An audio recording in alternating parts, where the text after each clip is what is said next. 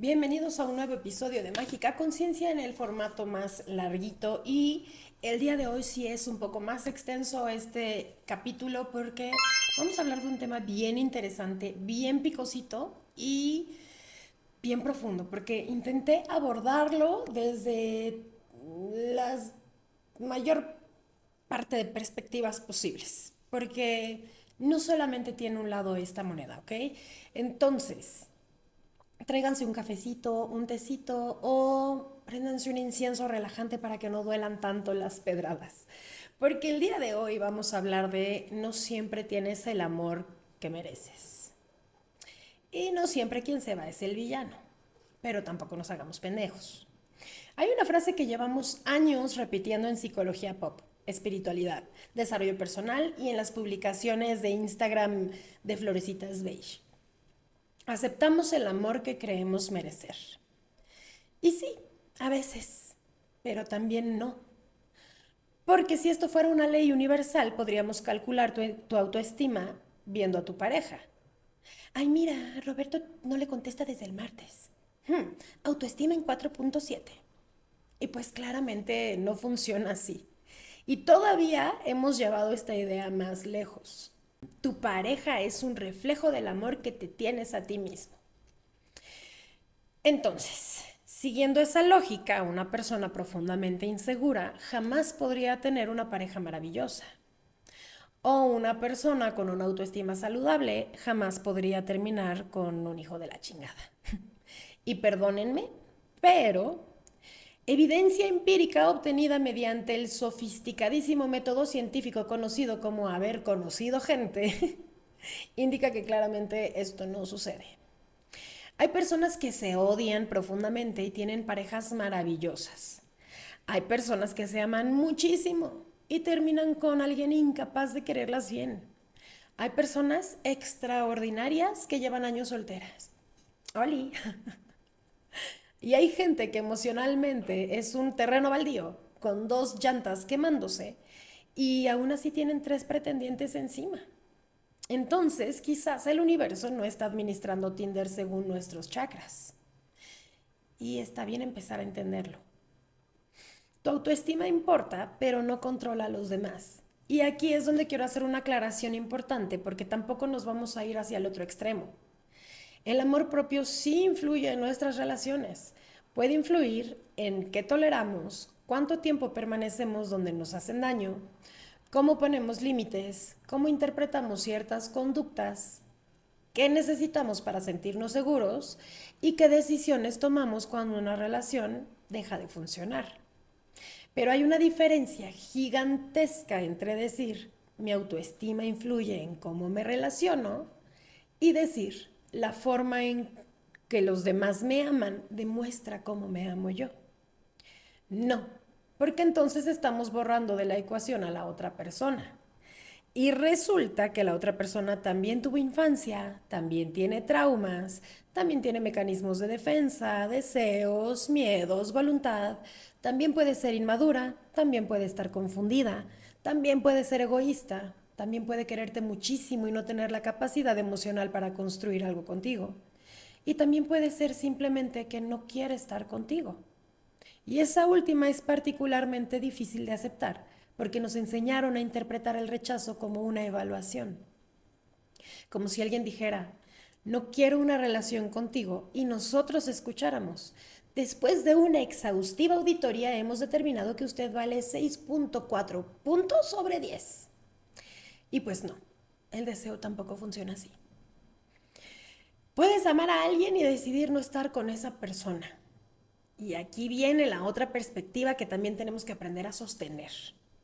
Porque tampoco quiero convertir este episodio en si alguien te dejó fue porque no pudo sostener tu inmensa luz, reina. No siempre es así. A veces simplemente no quería.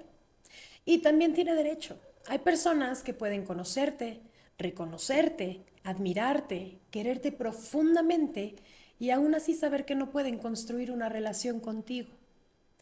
Puede ser porque están en un momento de su vida en que no quieren comprometerse, porque quieren explotar, porque necesitan libertad, porque tienen prioridades incompatibles, porque no están preparados emocionalmente, porque quieren otra vida, porque sienten que una relación les exigiría algo que en este momento no quieren o no pueden dar.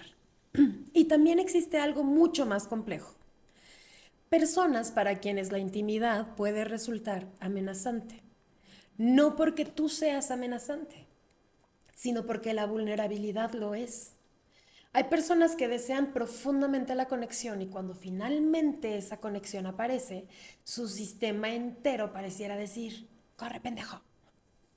Porque una cosa es fantasear con el amor y una muy diferente es dejar que alguien realmente te conozca. Porque cuando alguien te conoce de verdad ya puede verte. Y ser visto es maravilloso. Hasta que has aprendido durante media vida que ser visto también significa poder ser herido. Entonces aparecen personas que funcionan perfectamente mientras la relación permanece en cierta distancia. Pero cuando llega un ¿qué somos?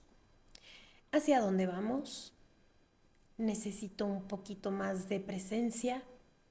Quiero construir algo sólido. Ahí empieza el incendio. Y de pronto la persona que estaba encantadísima contigo necesita espacio. Muchísimo espacio. Prácticamente hasta la órbita de Saturno. Pero cuidado también con romantizar al evitativo, porque Internet también hizo algo maravilloso. Aprendió 4 palabras de teoría del apego y ahora absolutamente todo comportamiento irresponsable tiene un diagnóstico. Es que es evitativo. Tal vez. O tal vez no quería una relación. Es que le dio miedo sentir demasiado. Tal vez. O quizás dejó de sentir lo mismo. Es que mi luz confrontó sus sombras. También existe la posibilidad de que conociera a Patricia en spinning. No lo sabemos. Y creo que esto es importantísimo. La psicología puede ayudarnos a entender comportamientos, pero entenderlos no significa justificarlos. Una herida explica, no necesariamente absuelve. Puedes comprender perfectamente por qué alguien tiene miedo de comprometerse y al mismo tiempo decir, entiendo tu historia, pero lo que hiciste conmigo estuvo de la chingada. Ambas cosas sí caben en la misma oración. Porque aquí entra una palabra muy poco sexy, responsabilidad. Tú tienes derecho de irte de cualquier relación, en cualquier momento, por cualquier motivo, incluso porque simplemente no quieres estar y ya. No necesitas presentar 3 referencias, acta notariada y autorización del comité astral. Pero la libertad de irte no elimina automáticamente la responsabilidad sobre cómo te vas, especialmente cuando hubo un vínculo significativo. Porque no es lo mismo decir, te quiero muchísimo, pero no puedo ofrecerte la relación que necesitas, que desaparecer. No es lo mismo decir, estoy confundido y necesito terminar, que mantener a alguien durante meses o incluso años en una relación ambigua mientras tú emocionalmente ya estabas afuera.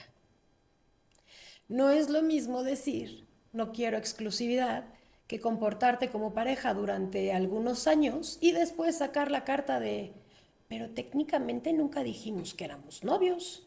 Ah, claro. El Tribunal Internacional de Situationships acaba de absolverte por un tecnicismo. No, mi cielo. Los vínculos también se construyen mediante las conductas. Y aquí está la diferencia entre hacer daño y hacerte responsable del daño. Terminar una relación puede doler aunque hagas absolutamente todo bien. Esto también tenemos que decirlo. Tú puedes ser claro, amable, honesto, coherente, puedes decir no quiero continuar. Y la otra persona puede quedar destrozada y eso no necesariamente significa que hayas hecho algo malo. No somos responsables de impedir cualquier emoción dolorosa en los demás, porque si fuera así, nadie podría terminar ninguna relación jamás. Pero sí somos responsables dentro de límites razonables de no añadir sufrimiento innecesario mediante mentira, manipulación, ambigüedad deliberada o cobardía. Hay dolor inevitable y hay dolor evitable. Una ruptura puede provocar el primero. la irresponsabilidad emocional suele agregar el segundo. Y ahora vamos con quién se queda, porque tampoco podemos convertir automáticamente a quien tiene el corazón roto en una criatura completamente pasiva. También hay responsabilidad del otro lado.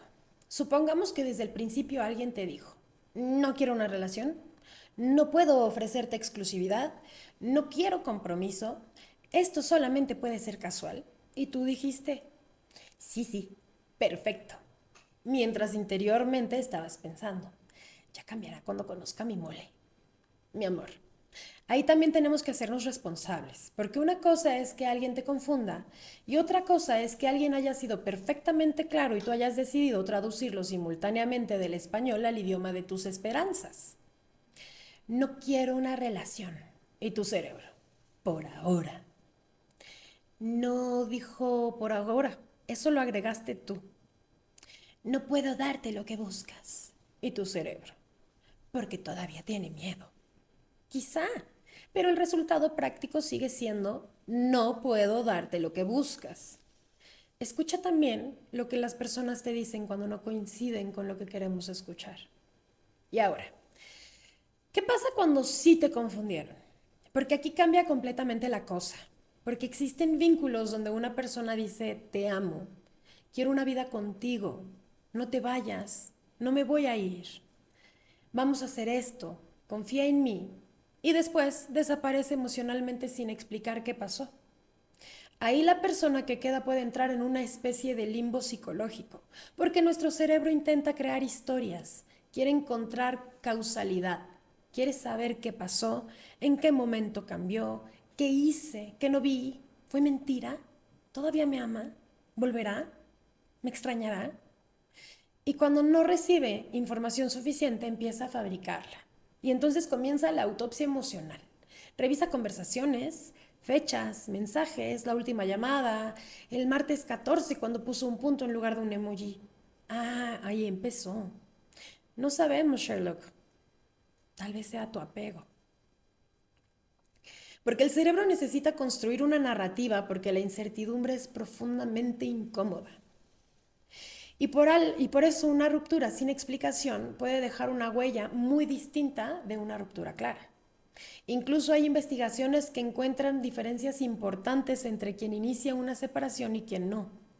Los no iniciadores suelen experimentar una caída mayor de bienestar a corto plazo, mientras que quien tomó la decisión muchas veces llevaba parte del proceso ocurriendo antes de la ruptura formal.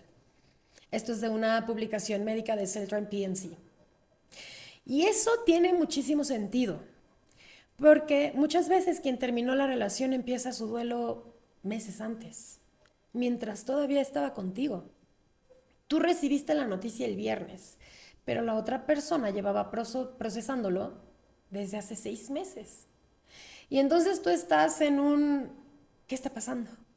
Y la otra persona en un finalmente tomé una decisión. Están viviendo momentos psicológicos completamente diferentes. No dar una explicación también es una decisión. Y aquí voy a ponerme un poquito incómoda, porque también hemos romantizado demasiado la frase de nadie te debe explicaciones. Y pues depende. El señor que viste 3 veces en Bumble quizá no te debe una conferencia TED. Pero tu pareja de 5 años, pues hombre, una breve junta administrativa sí estaría padre. O sea, hay grados.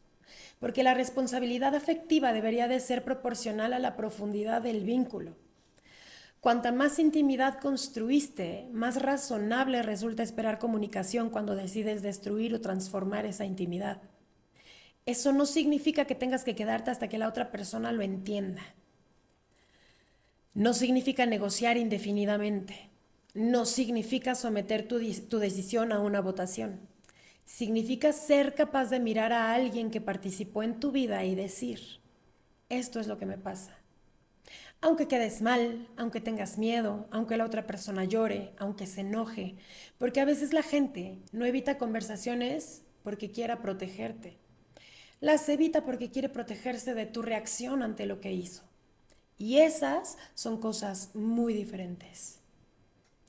No quería hacerte daño. Esa frase merece su propio altar.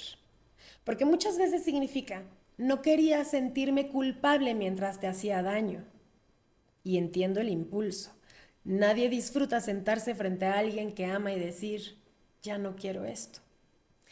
Pero madurez emocional también significa tolerar el hecho de que algunas decisiones tuyas van a hacer sufrir a personas que amas. No porque seas malo, porque eres humano. Y ser adulto implica permanecer presente durante conversaciones incómodas. Pero pues tampoco satanicemos a quien huye, porque ahora viene la parte difícil. La persona que se fue mal puede no ser una persona mala. Puede ser cobarde emocionalmente, puede tener herramientas limitadísimas, puede estar aterrado, puede haber aprendido desde niño que el conflicto significa peligro, puede desconectarse cuando siente demasiada emoción, puede no saber poner palabras a lo que siente, puede estar huyendo también de sí mismo. Todo eso puede ser verdad y aún así haber causado muchísimo daño. Aquí tenemos que abandonar esta necesidad infantil de decidir quién fue el bueno y quién fue el malo. Las relaciones humanas no son Marvel. A veces dos personas buenas pueden destruirse y a veces alguien puede amarte y hacerte muchísimo daño. A veces tú puedes haber herido a alguien mientras intentabas sobrevivir. Y reconocerlo no te convierte automáticamente en villano. Pero negarlo tampoco te convierte en inocente. Y espiritualmente también tenemos que revisar el discurso, porque desde la espiritualidad decimos todo es espejo. Y yo cada vez estoy menos de acuerdo con utilizar esta idea de manera literal. Hay espejos, claro. Las relaciones pueden mostrarnos heridas, patrones, miedos, necesidades, sombras. Pero no todo lo que hace el otro contigo existe porque tú tengas esa misma energía dentro. Si alguien miente, eso no significa automáticamente que tú mientas. Si alguien abandona, no necesariamente significa que tú te abandonaste. Si alguien no sabe amarte, no demuestra que tú no sabes amarte. Porque entonces convertiríamos cualquier agresión ajena en responsabilidad espiritual de quien la recibió. Y eso puede llegar a ser profundamente cruel. ¿Tu energía influye en cómo te relacionas con el mundo? Sí, pero no controla la voluntad de otras personas, ni sus decisiones.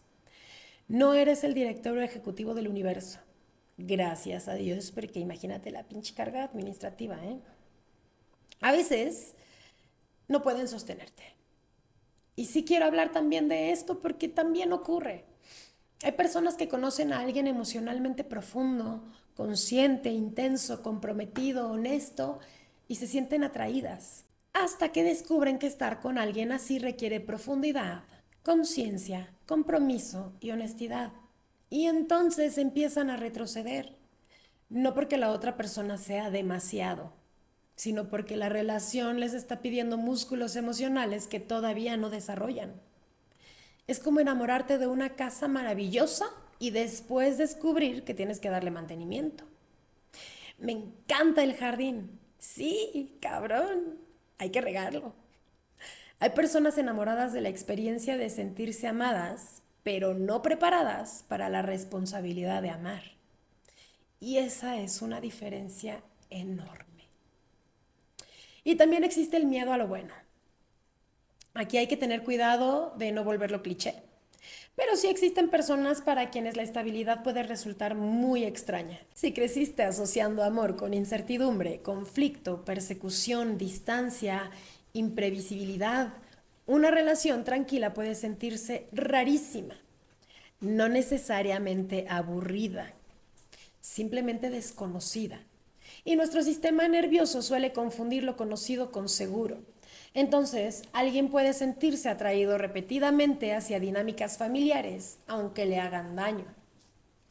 Pero otra vez, esto explica, no convierte cada rechazo en me dejó porque nuestro amor era demasiado puro para su sistema nervioso. No, Beyoncé. A veces simplemente no funcionó. Bueno, ¿y qué pasa cuando nadie hizo nada mal? Porque también existe. Y creo que nos cuesta muchísimo aceptarlo. Dos personas pueden amarse, ser buenas, ser maduras, tratarse bien y aún así ser incompatibles. Uno quiere hijos y el otro no. Uno quiere quedarse y el otro quiere viajar. Uno necesita mucha intimidad y otro necesita mucha autonomía. Uno quiere construir una vida compartida y el otro quiere construir una vida principalmente individual. Nadie está mal, simplemente hay proyectos vitales incompatibles. Y quizá uno de los actos de amor más dolorosos que existen sea reconocer: te amo, pero para quedarme contigo tendría que traicionarme a mí. Y eso también es amor propio. Entonces, ¿qué significa realmente amarte? No significa que nunca volverán a rechazarte, no significa que jamás te van a engañar, no significa que solamente vas a traer seres iluminados con responsabilidad afectiva premium, ojalá. Amarte significa algo mucho menos glamuroso. Significa que cuando alguien no puede darte lo que necesitas, vas a intentar creerle. Cuando alguien te trate mal, vas a intentar no convertirlo en prueba de tu poco valor. Cuando alguien quiera irse, vas a intentar no convertir su decisión en una sentencia sobre quién eres. Y cuando tú seas quien quiera irse, vas a intentar hacerlo con la mayor honestidad que seas capaz de sostener. Porque amor propio no es: todo el mundo tiene que reconocer mi valor. Es: mi valor no depende de que todo el mundo sea capaz de reconocerlo. Y aquí está para mí el corazón de todo este capítulo. No siempre recibimos el amor que merecemos, pero tampoco siempre que alguien no puede amarnos como queremos significa que esa persona sea monstruosa. Quizá no puede, o no quiere, o tiene miedo, o quiere otra vida, o todavía no sabe sostener intimidad. Quizá tú tampoco escuchaste lo que claramente te estaba diciendo. Quizá ambos hicieron lo mejor que podían con herramientas insuficientes. O quizás sí, quizá alguien actuó cobardemente, y también hay que poder decirlo, sin odio, sin venganza y sin convertirlo en Satanás con WhatsApp. Simplemente lo que hiciste tuvo consecuencias emocionales en mí y tú eras responsable de la manera en que elegiste hacerlo.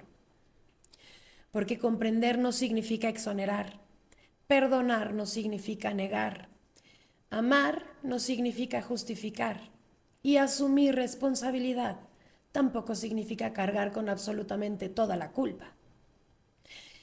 Quizá la pregunta no debería de ser ¿por qué no fui suficiente para que se quedara? Quizá debería de ser ¿qué parte de esta historia realmente me pertenece? Mis decisiones, mis silencios, mis expectativas, las veces que no escuché, las veces que toleré, las veces que tuve miedo de preguntar. Eso sí es mío, pero sus mentiras son suyas, sus silencios son suyos, su incapacidad para hablar es suya, sus decisiones son suyas, su miedo es suya, su cobardía es suya y su incapacidad para sostenerme no determina mi capacidad de ser sostenida.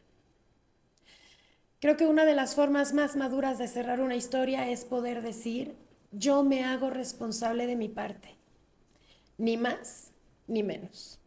No necesito convertirme en víctima absoluta para reconocer que me lastimaste, pero tampoco necesito convertirme en culpable absoluta para explicar por qué te fuiste. Porque reconocer mis errores sin apropiarme de los tuyos, lo puedo hacer. Puedo comprender tus heridas y convertirlas en excusas. Puedo aceptar que tenías derecho a irte y seguir pensando que la manera en que te fuiste estuvo mal. Puedo aceptar que me amaste y que aún así no supiste amarme bien, porque esas cosas pueden coexistir. Y quizás crecer emocionalmente sea justamente aprender a sostener contradicciones. Que alguien haya sido importante no significa que tenía que quedarse. Que alguien se haya ido no significa que nunca te amó. Que alguien te haya amado no significa que tenía la capacidad de construir contigo. Que alguien haya sufrido tampoco significa automáticamente que tenía razón. Y que alguien haya tomado la decisión de irse no significa automáticamente que sea el malo. Pero todos tenemos responsabilidad sobre las huellas que dejamos, porque somos libres de elegir. Sí, pero la libertad sin responsabilidad no es madurez. Es simplemente hacer lo que te da la gana y después ponerle incienso. Y quizás el amor adulto empieza precisamente ahí, cuando dejamos de preguntarnos quién fue el villano y empezamos a preguntarnos quién fue responsable de qué. Porque puede que no siempre tengas el amor que mereces, pero el amor que alguien fue capaz de darte jamás fue una unidad de medida sobre tu valor. Y cuando alguien no supo sostenerte, tal vez no significa que fueras demasiado. Tal vez tampoco significa que esa persona fuera demasiado poco. A veces significa solamente que en ese momento de sus vidas dos capacidades, dos deseos, dos heridas y dos maneras de amar no pudieron encontrarse en el mismo lugar. Y eso duele, pero no te define. Ahora, si además de no poder encontrarse decidió gustarte después de 5 años, bueno, una cosa es evolución espiritual y otra cosa es hacernos pendejos. Eso sí fue con jiribilla. Y ni modo. Yo soy Julia Garza y esto es Mágica Conciencia. Nos vemos en el siguiente episodio.